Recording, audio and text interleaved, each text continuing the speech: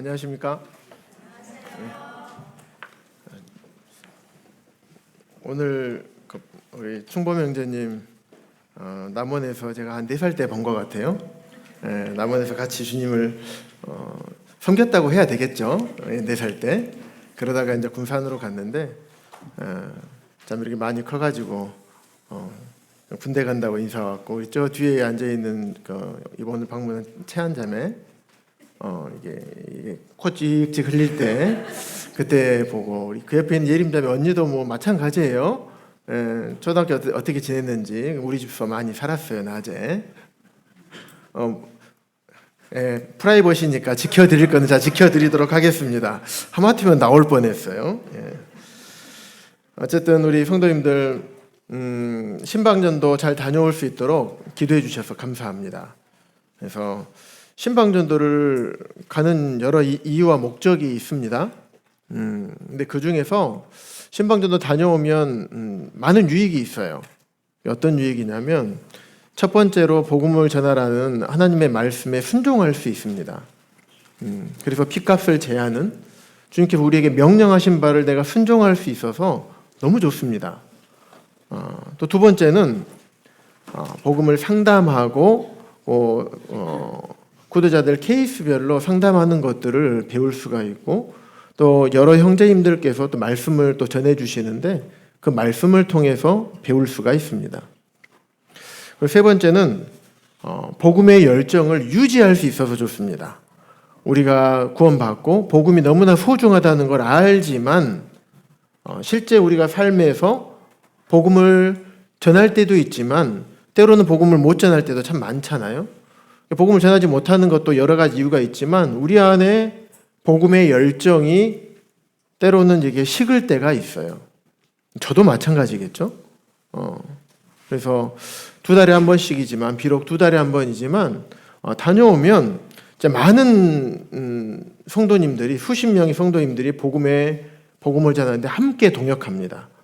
그리고 그곳에서 함께 복음을 전하고, 복음을 전하기 위해서 서로 섬기고, 몸으로 헌신하고 물질로 헌신하고, 또 복음을 통해서 성령님께서 역사하셔서 영혼들이 거듭나는 역사를 바라보는 것만도 우리의 복음의 열정이 이렇게 유지가 됩니다. 그래서 이 3가지 큰 유익을 얻는데, 어쨌든 우리 성도님들께서 기도해 주셔서 잘 다녀올 수 있었습니다. 이 자리를 빌어서 감사 인사를 드립니다. 오늘은 성도님들과 함께 나눌 말씀은 갈라디아서 6장 1절부터 10절까지 말씀입니다.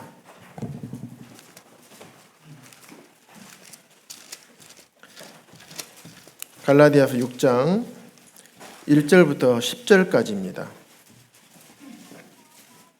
신약성경 309쪽에 있습니다.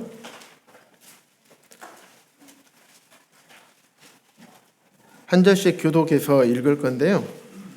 먼저 형제님들이 먼저 읽으시고 그 다음에 자매님들 읽어주시면 좋겠습니다. 함께 읽겠습니다. 시작. 형제들아, 사람이 만일 무슨 범죄한 일이 드러나거든 신령한 너희는 온유한 심령으로 그러한 자를 바로잡고 너 자신을 살펴보아 너도 시험을 받을까 두려워하라.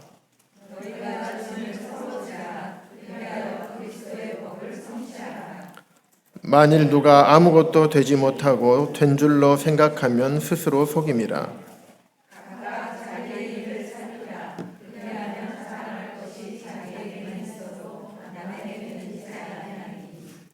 각각 자기의 짐을 질 것이라.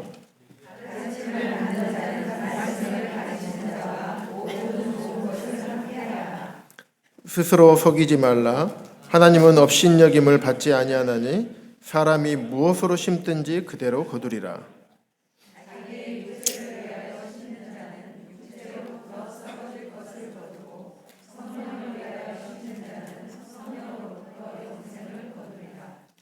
우리가 선을 행하되 낙심하지 말지니 포기하지 아니하면 때가 이름에 거두리라.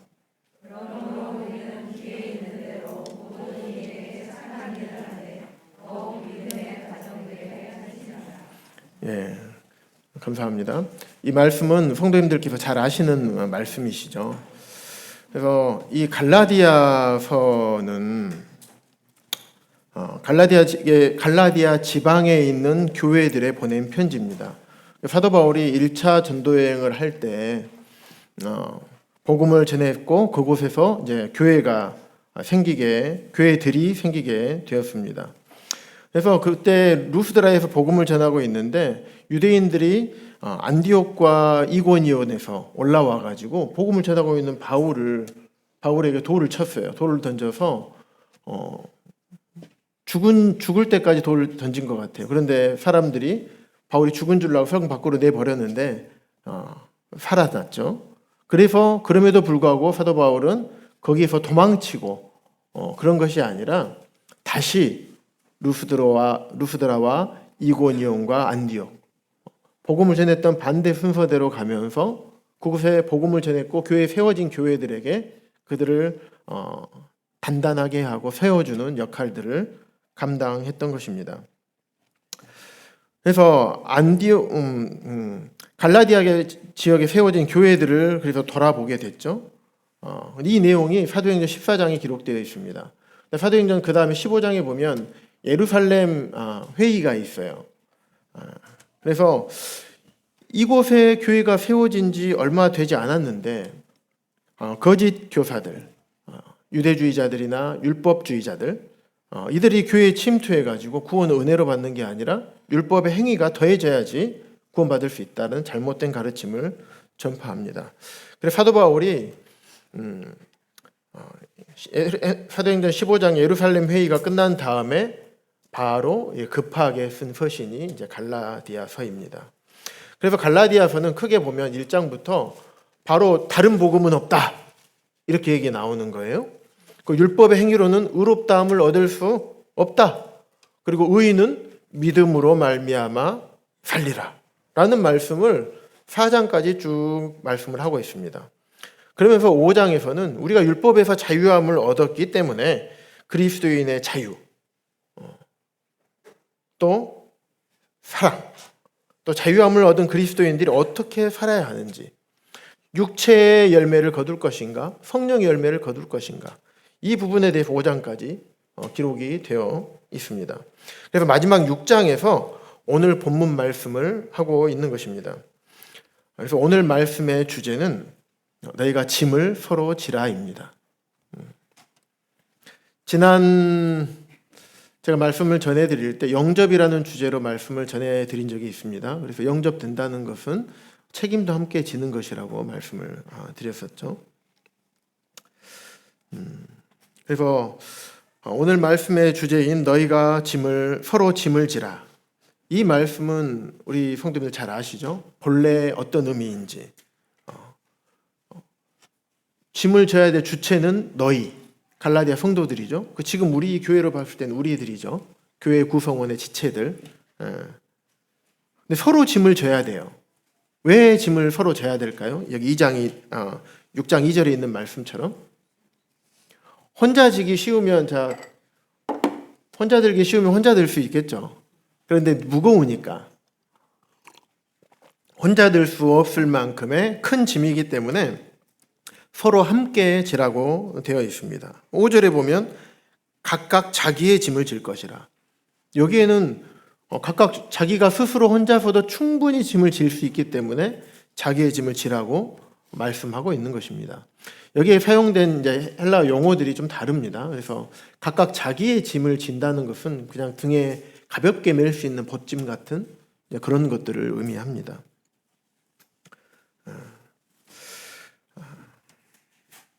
그래서 오늘의 주제인 짐을 서로 진다는 것, 이런 2절에 있는 말씀, 이것은 교회에 미치게 될 책임도 함께 진다는 의미가 있다고 말씀을 드렸습니다. 하지만 이 의미만 있는 것이 아니라 본문에서 말씀하고 있는 짐을 서로 진다는 의미는 여러 가지 의미가 있습니다. 하지만 오늘은 먼저 본문에 충실하게 문맥에 맞게 이 갈라디아 6장을 쓴 배경이 무엇이었는지 여기에 대해서 먼저 1차적인 본문에서 말씀하고 있는 의미를 살펴보고 그 다음에 우리가 적용적인 부분에서 좀 더 확장해서 말씀을 살펴보도록 하겠습니다. 2절에 기록된 너희가 짐을 서로 지라. 이 문맥을 살펴보았을 때 본문이 의도한 원래의 의미, 이것은 어떤 의미를 말하고 있냐면, 이 짐이라는 단어의 뜻이요, 어떤 실패나 우리 삶 가운데에서 삶을 살다 보면 여러 가지 어려움이 있을 수 있잖아요. 영적으로나 육적으로나 맞게 되는 어려움들이 있습니다. 그래서 시험 실패나 또 시험, 또 유혹, 또 우리가 당하게 되는 시련, 이런 짐을 의미하는 겁니다. 우리 성도님들 삶 가운데서 이런 어려움들을 겪어보신 경험들이 있을 것입니다. 내가 혼자 헤쳐나가기 정말 힘든 어려운 것들.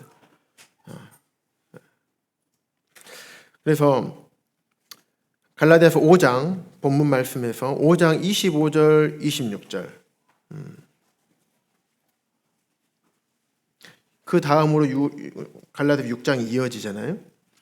그래서 우리가 삶을 살아갈 때 성령으로 살면 우리가 성령으로 행할 것인데 또 그렇게 살지 못할 때가 있습니다. 그러다 보면 26절처럼 우리의 삶이 때론 헛된 영광을 구할 때도 있습니다. 그리고 서로 노엽게 할 때도 있고 서로 투기할 때가 생길 수가 있는 것입니다. 그래서 에베소서 5장 18절 이하에서도 성령으로 충만함을 받으라라는 명령을 하시는 것입니다. 그 다음에 시와 찬송과 신령한 노래들로 서로 화답하는 것, 그리고 그리스도를 경외함으로 피차 복종하는 것. 그래서 성령으로 함께하고 성령을 따라 살고, 그렇게 되면 성령으로 함께할 텐데 그렇게 하지 못하는 삶을 살게 되면 이런 헛된 영광을 구하게 되고 노엽게 하고 투기하게 된다는. 그래서 성령 충만한다는 것, 이것은 어떤 신비로운 성령의 뜨거움 이런 부분도 있을 수 있겠지만, 여기 본문에서 말씀하고 있는 바는 다른 사람들과 성도들과 실제적인 관계 가운데에서 풍성한 사랑의 관계를 맺는 것입니다. 22절에 보시면 성령의 열매에 대해서 쭉 기록이 되어 있습니다. 그 중에 첫 번째 성령의 열매가 사랑입니다. 그래서 다른 사람들과 성도들과 실제적인 사랑의 관계를 잘 맺는 것. 성령 충만하게 되면 실제적인 사랑의 관계를 잘 맺을 수가 있습니다. 그래서 성령의 열매들을 살펴보면 대부분 인격적인 부분이에요. 그래서 다른 사람들과 관계가 있는 성령 열매들이 대부분 그렇습니다. 그래서 25절, 26절, 5장 이 말씀을 보았을 때 우리가 그리스도인들을 성도들과 함께 살아가는 이 공동체 안에서 그리스도인들을 어떻게 대하면 안 되는가에 대해서 26절에서 이렇게 기록을 하고 있는 것입니다. 우리 성령을 따라 살지 않고 헛된 영광을 바라보고 산다면 자만의 유혹, 자만의 시험에 빠지게 되고 우리가 실패하게 됩니다. 그렇게 되면 다른 사람과의 관계는 망가질 수밖에 없습니다.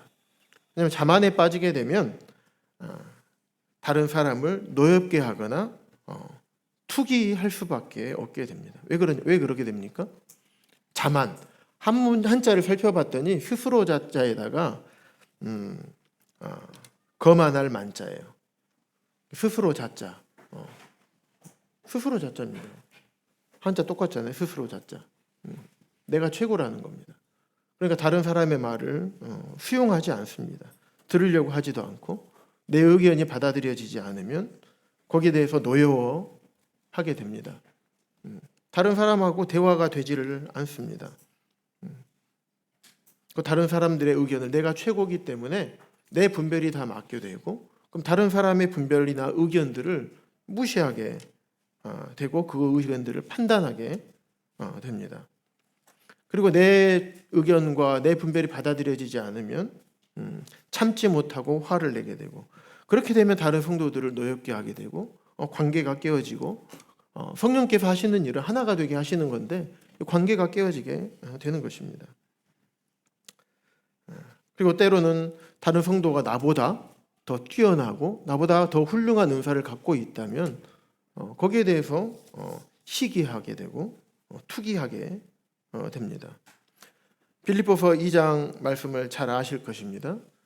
나보다 남을 낮게 여기라는, 하나님의 말씀은 분명하게 그렇게 말씀하고 계시는데 우리 안에 자만이 들어오게 되면 이런 어려움이 생기게 됩니다. 오히려 나보다도 뛰어난 은사를 갖고 있는 성도님 계신다면 기뻐해야 되고, 그로 인해서, 그분으로 인해서 우리 교회가 더욱더 건강해지고 풍성해지고, 하나님의 교회가 더 하나님께서 기뻐하시는 교회가 될 것으로 인해서 우리가 기뻐해야 할진데, 그러한 것들이 우리 안에 들어오게 되면 많은 어려움들이 생기게 됩니다. 그래서 그리스도인들은 서로 그렇게 대하면 안 되는 것입니다. 그러면 그리스도인은 서로를 어떻게 대해야 되는가? 여기서부터 이제 본문의 말씀을 함께 살펴보도록 하겠습니다. 일반적인 원리 2절부터 5절까지 기록이 되어 있습니다. 너희가 서로 짐을 서로 지라는 것입니다.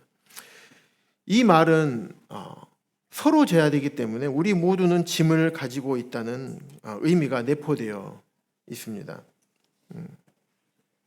우리 모두는 삶 가운데에서 우리가 스스로 감당하기 어려운 짐들을 다 가지고 지고 살고 있습니다.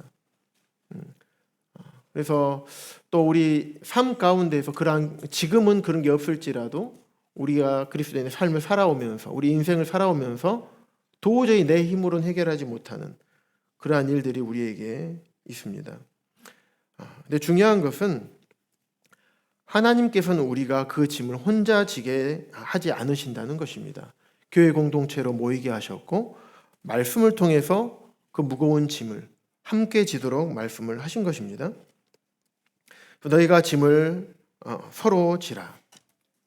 이 말씀은 갈라디아서 5장 14절에 보시면 내 이웃을 사랑하라. 그 다음에 6장 2절에서 짐을 서로 지라. 그러면서 그리하여 그리스도의 법을 성취하라. 어떤 성도님이 마음에 또 우리 생각에 무거운 짐을 지고 있는 것을 볼 때 찾아가서 짐을 나누어 지는 것을 의미합니다. 그래서 짐을 지는 사역은 굉장히 중요한 사역입니다. 그래서 우리 모든 일꾼들만 하는 사역이 아니라 모든 그리스도인들이 해야 하는 사역이고 또 그리스도인들이 할 수 있는 사역입니다. 성령으로 행함으로 인해서 내 이웃을 내 몸같이 하라는 그리스도의 법을 성취하게 되는 것입니다. 그래서 짐을 지는, 2절에 있는 너희가 짐을 서로 지는 것의 예가 1절에 기록이 되어 있습니다. 1절입니다. 만일 한 성도가 부주의함으로 인해서 죄를 범했다면 어떻게 해야 하는가? 그랬을 때는 먼저 바로 잡으라고 말씀을 합니다. 가만히 내버려 두는 것이 아니라 바로 잡으라고 말씀하시는 겁니다. 바로 잡다는 의미는 어떤 의미가 있냐면 정돈하다라는 의미가 있습니다. 정돈하다. 또는 이전 상태로 되돌려 놓다, 회복하다. 예를 들면 이런 용례로도 사용이 됐습니다. 뭐냐면 골절되거나 탈구된 뼈를 잇는다는 의미로도 사용이 됩니다. 마가복음 1장 19절에서는 자기 그물을 깁는다는 의미로도 사용이 되었습니다.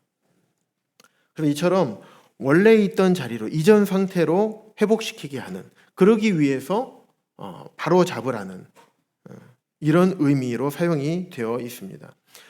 때로는 짐을 지는 것이 나와 상관은 없겠죠. 왜냐하면 내 일이 아니기 때문에 다른 성도의 일인데 나와 상관없고 때로는 얘기하면 굉장히 어려울 수 있죠. 관계적으로 어려울 수 있고, 그래서 거기에 말려들고 싶지 않은 생각이 들 수도 있습니다. 그래서 내가 아무것도 하고 있지 않고, 또 때로는 우리가 조심해야 될 것 중에 하나가 뭐냐면 마음속으로 멸시하거나 정죄하고, 때로는 속으로 내가 저렇게 될 줄 알았다. 참 이런 마음을 조심해야 됩니다. 그래서 하나님께서 말씀하시는, 어떻게 보면 짐을 서로 지라는 것, 이거는 그러한 성도들 바로 잡아주는 것. 이 바로 잡아주는 것이 무거운 짐입니다. 스스로 지기 어려운 짐, 스스로 그 짐을 지기 어렵고 또 도와주지 않으면 그 짐 때문에 주저앉고 넘어지게 됩니다. 그래서 그 짐을 우리가 함께 지는 것입니다.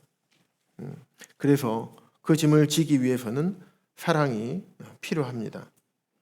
그 사랑은 성령의 첫 번째 열매입니다. 사랑하기 때문에 바로잡아 주기 위해서 다가가는 것입니다. 사랑하기 때문에 원래 있던 자리로 돌아올 수 있도록 도와주는 것입니다. 비록 그 도와주는 일이 때로는 힘이 들고 어렵고 어쩔 때 보면 비난도 받을 수 있습니다. 그만큼 쉽지가 않습니다. 그럼에도 불구하고 하나님의 말씀에 순종해서 짐을 서로 짐으로 인해서 하나님의 법을 사랑의 법을 성취하는 것입니다. 그런데 이런 것을 할 때 우리가 중요하게 생각해야 되는 것은 먼저 우리 스스로를 잘 살펴볼 필요가 있습니다. 나 자신도 그러한 죄를 범하고 있지는 않은지, 그리고 나도 그러한 일을 범할 수 있는 죄인이라는 사실을 먼저 깨달아야 됩니다. 그렇지 않으면 정죄하는 태도와 잘못된 태도로 우리가 잘못된 태도로 접근을 하게 됩니다. 그러면 그 일로 인해서 서로 간에 어려움이 되는 것입니다. 도와주려고 해서 짐을 져주기 위해서 갔는데 오히려 짐을 가중시켜버리는 이런 위험을 우리 모두가 범할 수가 있는 것입니다. 마치 바리새인이 저 세리를 보고 했던 것처럼 나는 저 세리와 같지 아니하다. 오히려 더 더러운 죄인이었음에도 불구하고 우리도 그런 바리새인과 같은 태도로 할 수 있습니다. 하지만 하나님께서는 그렇게 하지 말라고 3절과 4절에서 기록을 하고 있습니다. 우리가 무엇이 된 것처럼 생각하지 말아라. 우리가 뭐 이룬 것을 살펴보고 내가 무언가를 이룬 것처럼 생각하지 말아라. 그리고 그런 사람들은 영적으로 성숙한 사람들일까요? 성숙하지 않은 사람들일까요? 성숙하지 않은 사람들이겠죠. 성숙하지 못한 분들이 그런 분들 함부로 이렇게 하다 보면 때로는 어려움이 될 수가 있습니다. 그래서 1절에 보면 너희는 온유한 심령으로 신령한 너희라고 표현을 하고 있습니다. 신령한 분들이 이런 일들을 해야 되겠습니다. 그리고 이런 일을 도와줄 때 온유한 심령으로 하라고 말씀을 하고 있습니다. 그래서 자신을 살펴보아야 됩니다. 나도 그럴 수 있고 나도 내 안에도 혹시 그런 죄가 있는지 살펴볼 필요가 있습니다. 그래서 그를 바로잡아주기 위해서 먼저 자신의 삶을 돌아보고 많은 시간을 기도합니다. 하나님의 지혜가 필요하기 때문입니다. 내 입술을 주장하고 내 마음이 잘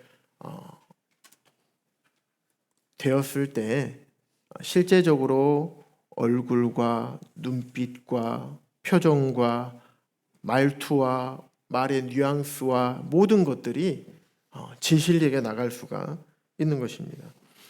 우리 모두는 굉장히 어렵습니다. 싫은 것을 보면 싫은 티가 나고 못마땅한 것을 보면 못마땅한 티가 나는 것이 우리 사람이에요.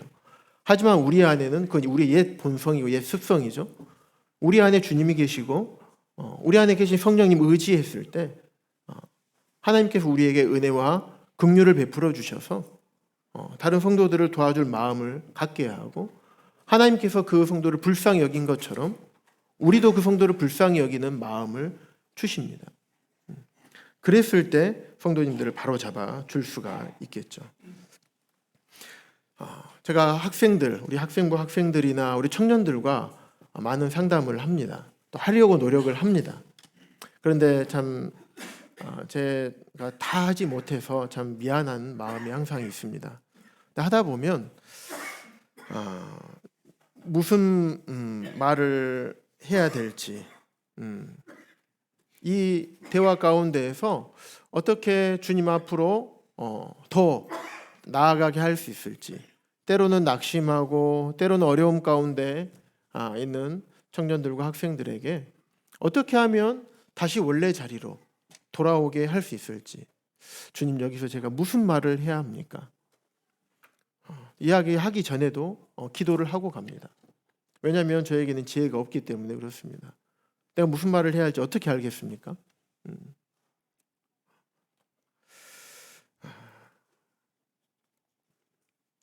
그래서 하나님의 능력을 힘입을 수 있도록 또 이 교제 가운데에서 하나님께서 주시는 지혜로 그 지혜가 내 입을 통해서 나가서 성령께서 역사하셔서 그 학생과 청년들을 변화시킬 수 있도록 원래 자리로 돌아올 수 있도록 기도하는 것입니다.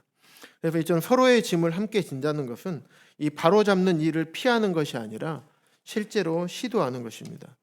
왜냐하면 우리들은 한 피로 맺어진 형제 자매잖아요. 그냥 피상적인 관계, 관념적인 관계가 아니라 실제로 우리 가족이잖아요. 가족, 식구잖아요. 그러면 우리 가족들이 잘못된 길로 가고 있고 좀 어려워하고 있고 힘들어서 구석지에 막 있어가지고 방에서 나오지도 않고 그러고 있으면 가족들의 마음이 어떻습니까? 어렵습니다. 그런데 그런 모습들을 보면서도 무책임하게 그냥 가만히 있고 알아서 하겠지, 주님 하시겠지, 다른 분들이 하겠지, 이런 마음보다는 정말 하나님께서 우리에게 주신 말씀대로 짐을 지는 것이 우리가 당연히 마땅히 해야 될 것으로 생각이 됩니다. 창세기에도 보면 가인이 했던 얘기가 있습니다. 내가 내 아우를 지키는 자니이까. 어떤 우리 성도님이 내 형제라고 한다면 나는 그를 지키는 사람이죠. 가인처럼 얘기하면 안 되겠죠. 우리 성도를 지키는 사람입니다. 원래 있던 자리로 돌아올 수 있도록 함께 짐을 져주는 사람, 사랑으로 돌봐주고 사랑으로 교제해 줘야 됩니다. 주님께서 우리에게 어떻게 다가오셨는지 한번 되짚어서 생각을 해보시기 바랍니다. 우리는 하나님을 바라보지도 않았고 쳐다보지도 않았어요. 찾지도 않았습니다. 예수 그리스도를 믿고 구원받았고 그 사랑을 깨닫고 은혜를 깨달았음에도 불구하고 우리가 삶을 살아갈 때 어떻습니까? 여전히 각기 제 길로 가는 삶을 살아요. 그럼에도 불구하고 하나님께서는 우리에게 내민 손을 거두지 아니하시고 여러 가지 방법과 환경을 통해서 우리를 다시 원래 있던 자리로 하나님과의 맺어진 사랑의 관계 자리로 돌아올 수 있도록 기다리시고 도와주십니다. 주님께서 우물가의 여인에게 하셨던 것처럼 정죄하는 것이 아니라 사랑을 베풀어 주신 것입니다. 그래서 너희가 짐을 서로 지라, 이 말씀은 서로에게 있는 어떤 세상의 슬픔이나 고통 또 어려움 가운데 있는 이런 것들을 함께 짐을 지라는 의미입니다. 세상에서는 이런 짐을 함께 질 수 있는 사람이 없어서 많은 사람들이 고독에 빠지고 낙심과 낭망에 빠져서 자기의 생명을 스스로 해야 하는 일들이 엄청나게 많이 일어나고 있습니다. 그러면 5절에서 각각 자기의 짐을 질 것이다. 여기에 대한 말씀은 일반적으로 우리가 그리스도인으로서 섬기는 모든 일을 자기의 짐이라고 표현을 하고 있습니다. 그래서 우리가 그리스도인 심판대 앞에서 우리 각자가 져야 할 짐에 대해서 책임을 져야 할 것을 말씀하고 있는 것입니다. 각각 자기의 짐을 지는 것. 고린도전서 3장 10절에서 15절 말씀의 내용을 설명을 해드리면요, 내게 주신 하나님의 은혜를 따라 내가 지혜로운 건축자와 같이 터를 닦아두매 다른 이가 그 위에 세우나 그러나 각각 어떻게 그 위에 세울까 조심하라 라고 말씀하면서 불시험에서 어떤 것이 남을 것인가에 대한 말씀을 하고 있는 것입니다. 육신적으로 주님을 섬길 것인가 아니면 성령을 따라 주님을 섬길 것인가에 따라서 내가 남는 것이 달라지는 것입니다. 육신을 따라 섬기면 남는 것이 없어지겠죠. 이 땅에서 내 마음대로 그냥 인생을 즐기다가 차라리 사는 것이 오히려 더 좋았을지 모릅니다. 하지만 정말 성령을 따라 하지 않고 육신을 따라 나의 정욕과 나의 원함으로, 겉은 그렇지 않지만 겉은 하나님을 위한 섬김이라고 하면서 속은 그렇지 않은, 하나님은 아시죠. 하나님 우리 마음의 중심을 보시는 분이시기 때문에 모든 것을 다 아십니다. 하지만 마치 우리가 손바닥으로 하늘을 가리려고 하는 것처럼 내 눈만 가려지는데 하나님의 눈을 다 가리는 것처럼 하는. 로마서 14장 12절에 보면 우리 각 사람이 자기 일을 하나님께 직고하리라 말씀을 하고 있습니다. 우리 각자에게 맡겨진, 각자가 하나님의 능력 안에서 우리가 순종해야 되는 것들, 우리가 심판대 앞에서의 책임. 그래서 그것이 무엇인가에 대해서 6절부터 10절까지 구체적으로 기록을 하고 있습니다. 6절입니다. 가르침을 받는 자는 말씀을 가르치는 자와 모든 좋은 것을 함께하라. 우리 교회 안에는 말씀을 가르치는 형제님들이 있습니다. 또 교사들이 있습니다. 그래서 이런 말씀을 가르치는 그리스도인 교사들의 필요를 공급할 의무를 가지고 있습니다. 모든 좋은 것을 함께하라는 말은 물질로 공급하라는 의미가 포함되어 있습니다.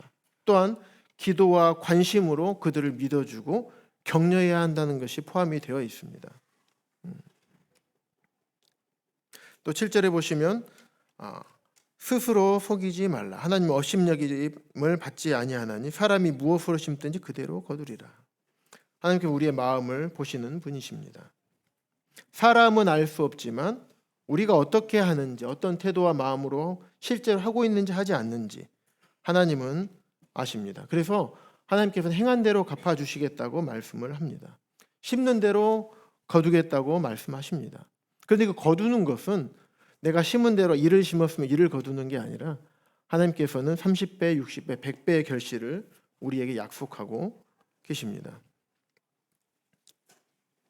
그러면서 8절에 보면 육체를 위해서 심을 거냐, 육체를 위해서 심으면 반드시 썩을 것을 거두게 된다.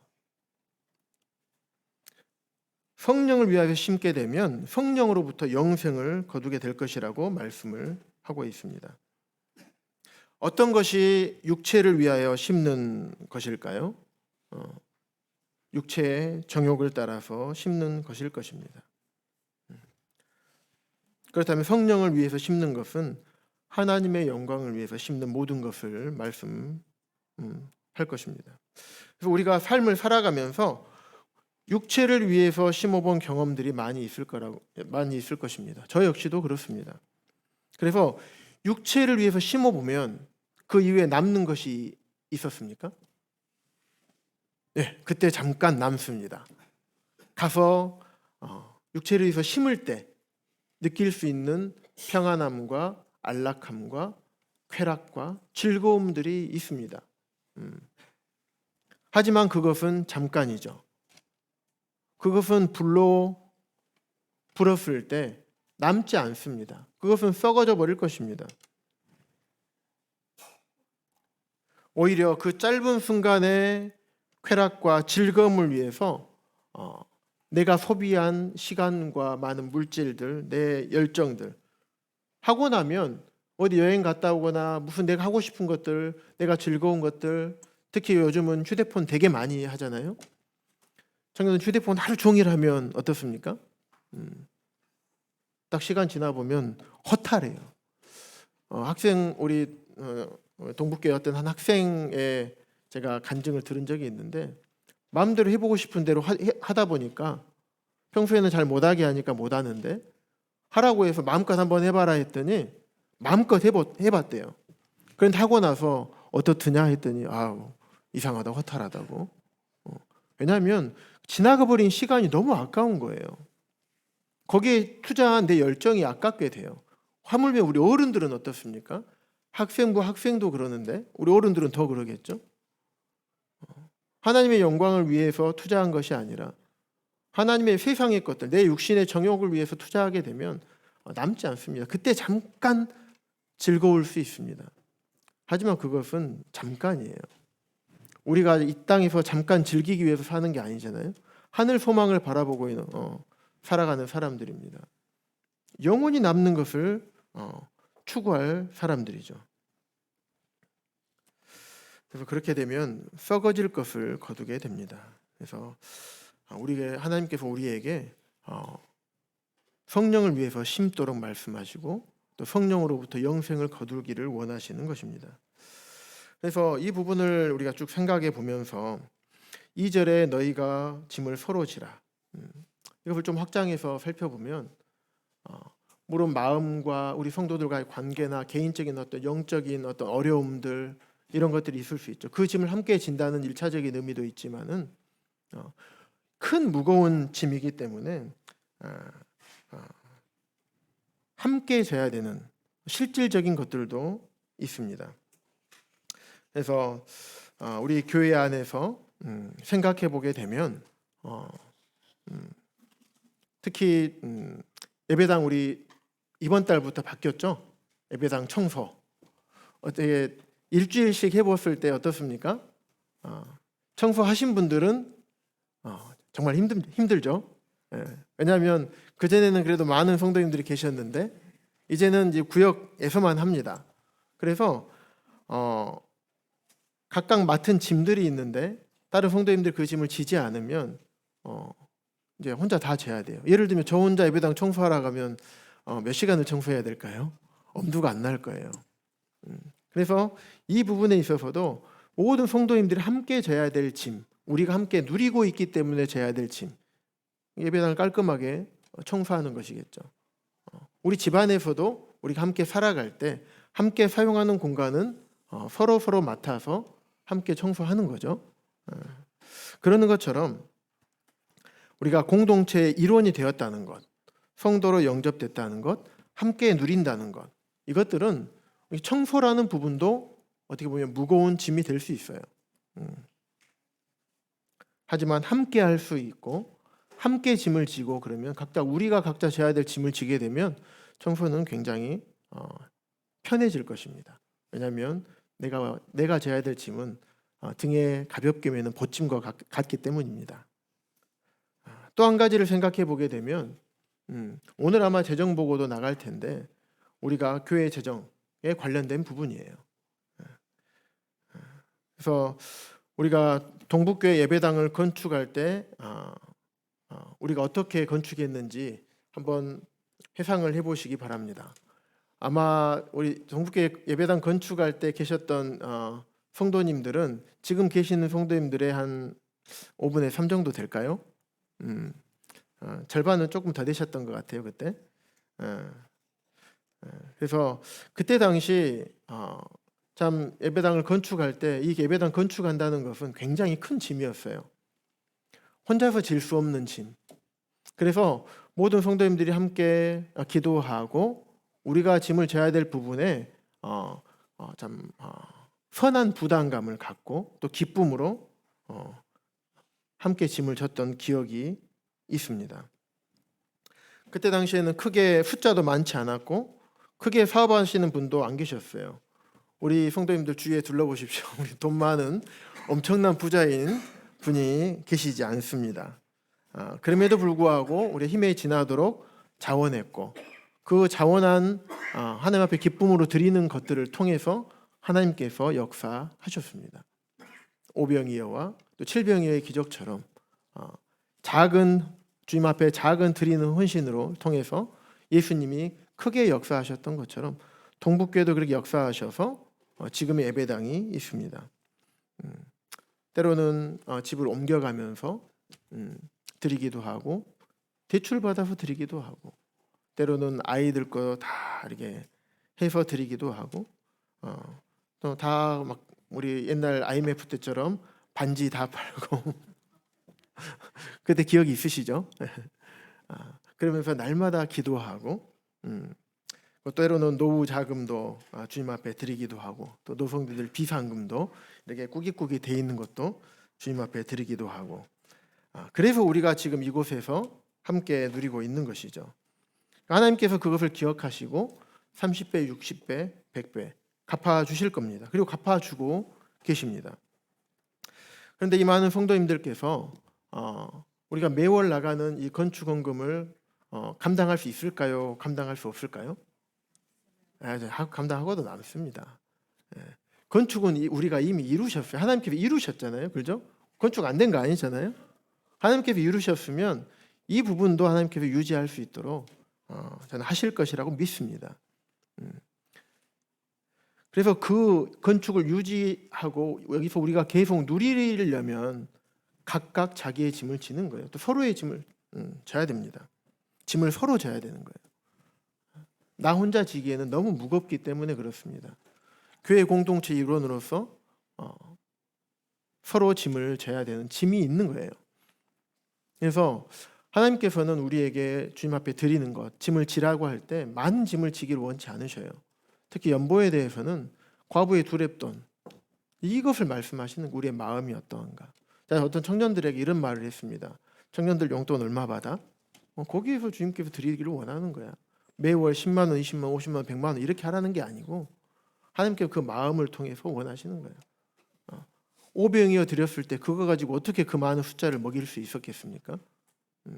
하나님께서는 그거 가지고 얘기 안 하시는지, 양에 하나님 관심이 없으십니다. 우리의 마음에 관심이 있으십니다. 그래서 우리가 각자에게가 져야 될 짐들, 지금도 지고 계시죠. 성도님들 지금도 지고 계십니다. 항상 감사하게 생각하고 있고, 하나님께서도 짐을 지고 계시는 성도님들을 바라볼 때 흐뭇하게 바라보실 것입니다. 그런 짐을 진 것이 이 땅에 썩어질 것으로 남는 게 아니라 우리가 짐을 지면 질수록 그것이 하늘의 보화로 쌓이게 됩니다. 마태복음 6장 20절에서는 너희를 위하여 보물을 하늘에 쌓아두라고 말씀하십니다. 우리를 위해서 하늘에 쌓으라고 말씀하시는 것입니다. 이 땅에 쌓으면 좀이나 동록이 해하게 되고 도둑이 구멍을 뚫게 됩니다. 하늘에 쌓으면 도둑이 좀이나 동록이 해하지도 못하고 도둑이 훔쳐가지도 못하는 거예요. 실제로 우리 사도행전 5장에 보면 잘 아시는 말씀이 아나니아와 삽비라가 나옵니다. AD 33년 예수 그리스도께서 십자가에서 죽으시고 그 다음에 예루살렘 교회가 또 사도행전 2장에서 성령의 역사로 말미암아 예루살렘 교회가 생겨지고 폭발적으로 늘어나게 되죠. 그러면서 사도행전 2장에서 보면 서로 각각 자기의 물건을 자기 것으로 여기지 않았어요. 서로 물건을 통용했습니다. 그래서 재산이 있는 성도들은 그걸 팔아서 성도들에게 나눠줬어요. 아나니아 삽비라도 내 걸 내놓는 거예요. 그래서 냈는데 얼마를 감춰둔 겁니다. 그러다가 어떻게 됐습니까? 죽임을 당했습니다. 죽으면 다 끝나버려요. 우리가 가지고 갈 수가 없습니다. 근데 더 우리가 생각해 볼 수 있는 것은 그때 당시가 AD 33년, 34년 이 정도 됐을 겁니다. 이때쯤이에요. 예수님 죽으시고 얼마 안 돼서. 그것을 만약 아나니아 삽비라 죽지 않았다고 하더라도 가정을 해보는 겁니다. 죽지 않았다 하더라도 한 37년 뒤에 어떤 일이 있었습니까? 로마로부터 예루살렘이 점령을 당했어요. 완전히 망해버린 겁니다. 내가 갖고 있었더라도 이미 37년 뒤에는 망하는 거예요. 있는 사람이나 없는 사람이나 다 없어지는. 우리의 미래의 삶은 아무도 장담할 수가 없습니다. 이 땅에서 살 때 우리가 어디다 심을 것인가? 그것을 말씀하고 계시는 것입니다. 그 다음에 9절, 우리가 선을 행하되 낙심하지 말지니 포기하지 아니하면 때가 이름에 거두리라. 선을 행하는 것이 무엇일까? 그것은 기회 있는 대로 모든 이에게 착한 일을 하는 것 뿐만 아니라 더욱 믿음의 가정들에게는 더욱 많은 선을 행해야 되는 것, 이것을 말씀하고 있습니다. 이것이 하나님께서 받을 만한 것이고 남는 것입니다. 이것이 거두게 되는 것이에요. 하나님께서 우리에게 물질을 주시고 마음을 주시고 시간을 주셨어요. 섬길 수 있는 힘을 주셨습니다. 육체의 건강을 주셨죠. 왜 주셨을까요? 잘 아시는 말씀이에요. 다 알고 계세요. 우리가 건강한 목적이 뭡니까? 우리가 또 건강을 잘 유지해야 되는 목적이 뭡니까? 주와 복음을 위해 살기 위해서 열심히, 그래서 건강하고 관리를 해야 되겠죠. 우리 열심히 돈 벌고 우리가 열심히 사업하고 성실하게 일하는 것, 왜 그렇습니까? 주님의 영광을 위해서 그렇게 하는 것입니다. 그래서 그런 것들이 모든 사람에게 모든 사람은 믿는 성도들이나 구도자들도 마찬가지입니다. 포함이 됩니다. 그래서 그들에게 선을 착한 일을 행할 것을 말씀을 하고 있습니다. 하지만 더욱 믿음의 가정들, 성도들은 더욱 더 크게 섬기라고 말씀을 하고 있습니다. 그래서 주님의 피로 하나 된 성도님들, 또 믿음의 가정들이 모인 곳, 이곳이 교회입니다. 주님께서 교회를 보실 때, 신랑 되는 주님께서 교회를 보실 때 신부로 보시는 겁니다. 어제 우리 결혼식을 갔다 왔죠. 신랑이 신부 바라보는 눈빛이 어떻던가요? 꿀이 툭툭툭툭툭툭 떨어지는데, 우리 형제님들 자매님들 바라볼 때 그러시죠?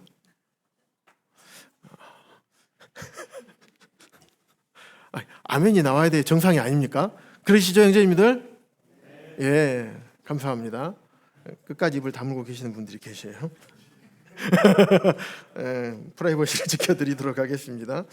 그렇게 되기를 바랍니다. 그래서 주님께서 우리를 하나님 몸된 교회를 신부로 바라보시잖아요. 얼마나 사랑스럽게 바라보시겠습니까?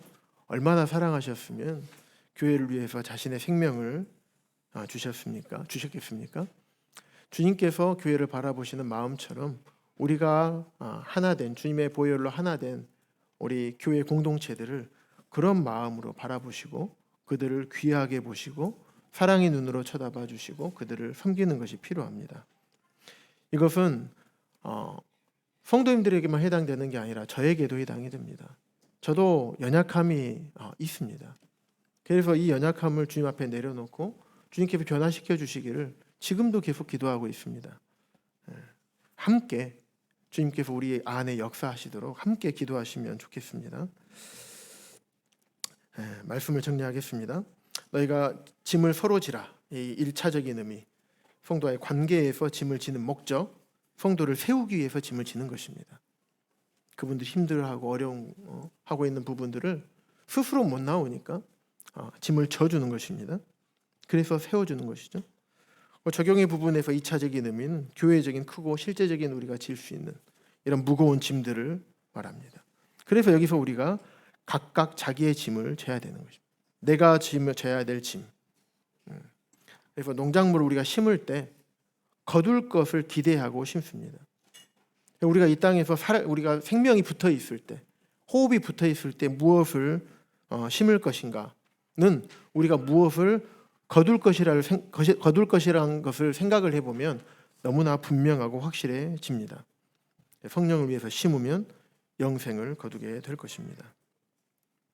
우리 성도님들은 악하고 음란한 세상 가운데서 끊임없이 우리를 유혹하고 있는 이 세상 가운데서 예수 그리스도를 믿고 순종하고 또 그리스도인의 삶에 합당한 삶을 살기 위해서 너무나 애쓰고 계십니다. 아마 이 중에서 그리스도인의 삶이 쉽고 즐겁다고 하시는 분은 아마 없을 것입니다. 너무나 쉽고 즐겁고 행복해야 되는데 우리의 삶이 꼭 그렇지만은 않잖아요. 그러다 보니까 이 세상에는 세 가지 부류의 그리스도인들이 있다고 합니다. 첫 번째는 자기의 짐을 지고 가면서도 다른 성도들이 힘들어할까 봐 다른 성도들의 짐을 함께 져주는 그런 그리스도인. 두 번째는 내 짐이 무겁기 때문에 내 짐만 겨우 짊어지고 가는 그리스도인. 세 번째는 내 짐도 혼자 지는 것이 힘들어서 다른 성도님들이 거들어줘야 하는 그리스도인. 우리는 어디에 속해 있습니까? 스스로 생각해 보시고 또 우리가 세 번째에 속하는 혼자 지는 것이 힘들어서 다른 성도들이 거들어줘야 되는 그런 성도님이 있으시다면 우리가 기꺼이 함께 그 짐을 져주고 그분을 위해서 기도해 줘야 될 것입니다. 그래서 우리 모두가 짐을 서로 질 뿐만 아니라 각각 자기의 짐을 지는 우리 모두가 되기를 간절히 기도하는 마음이 있습니다. 기도하고 말씀을 마치겠습니다.